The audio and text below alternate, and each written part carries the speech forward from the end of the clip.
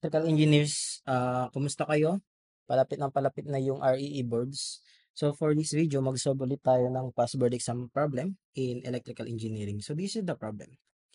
Lorenzo was given a circuit with 4 nodes A, B, C, D. So drawing natin. 4 nodes A, B, C, D. A, B, C, D. In the same circuit, there are 6 branches, one between each pair of nodes. So 1, 2, 3, 4, 5, 6.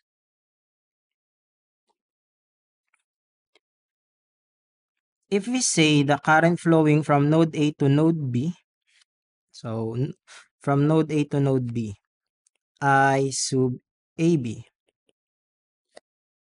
I sub AB daw is equal to 16 milliamperes. And that flowing from node D to node A, D to A. So galing dito papunta dito. I sub DA. I sub DA is equal to 39 milliamperes. Find I sub BC. So yung hinahanap natin, ito, I sub BC from B to C. If I sub CD, ito daw, from C to D, I sub CD is equal to negative 23 milliamperes. So to solve this problem, let's first discuss the KCL or the Kirchhoff's current law.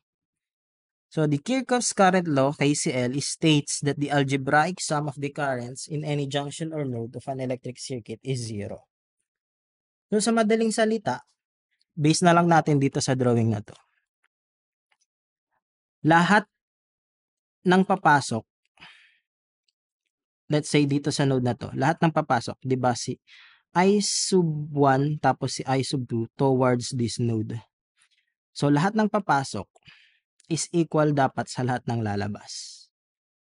So as you can see in this drawing, si I sub 3 tapos si I sub 4 palabas sa node na to or away. So it makes sense kasi ito equal lang naman dito pag nilipat mo tong dalawa. So yun na. Lahat ng papasok sa certain node is equal sa lahat ng lalabas sa that certain node. Okay? So let's solve this problem. So gumawa tayo dito ng isang current. Mag-draw tayo dito. Label natin ng I sub BD.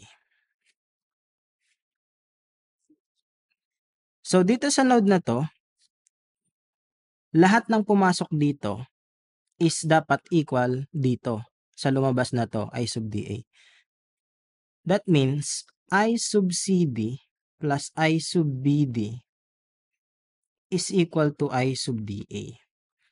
So hindi natin alam si I sub BD, di ba? So solve natin yan. I sub BD is equal to I sub DA minus I sub CD. Nilipat ko lang. So this is equal to I sub DA natin is 39.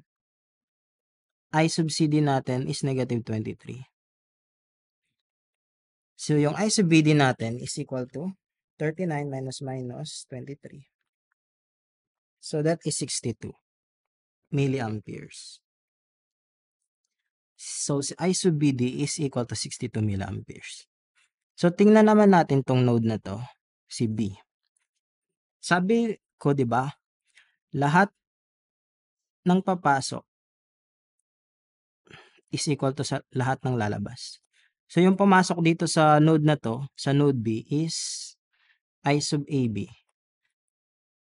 So based on KCL, si I sub AB is equal dito sa dalawang lumabas, which is si I sub BD tapos si I sub BC, which is yun yung hinahanap natin.